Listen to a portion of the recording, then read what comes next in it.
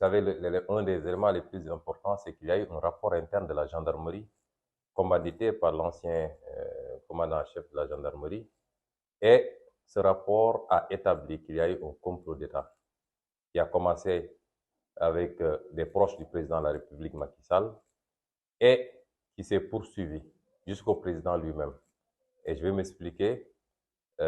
Lorsque cette affaire a éclaté, j'ai très tôt dit que c'était un complot d'État parce qu'il n'a jamais été question de viol, il ne sera jamais question de viol me concernant. La procédure a établi cela, puisque ce rapport interne de la gendarmerie, entre autres, a établi que le procureur de la République a manipulé le procès-verbal d'enquête pour y inclure des éléments à charge et exclure des éléments à décharge qui attestaient qu'il n'y a jamais eu de viol dans cette affaire-là. Ce rapport a été remis au président de la République il y a 1 an de cela.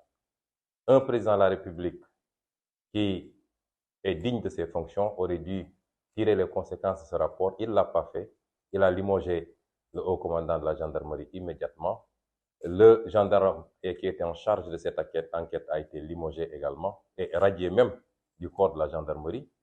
Mais pire encore, la procédure devant le juge d'instruction a établi des faits concrets de complot engageant un proche du président de la République, en l'occurrence M. Mamoud Diallo, qui est au début et à la fin de cette affaire.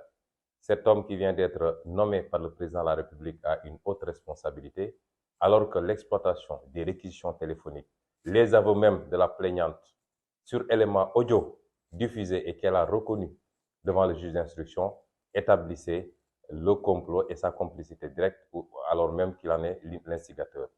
Alors, lorsqu'un complot est établi, pensez-vous qu'il soit responsable que je me soumette à un test ADN par rapport à un complot qui engage le procureur de la République, ce qui est un fait gravissime, qui engage de hauts responsables civils et militaires, parce que ce rapport de gendarmerie a établi d'ailleurs qu'un haut responsable de la gendarmerie avait mis sous surveillance les lieux parce qu'il était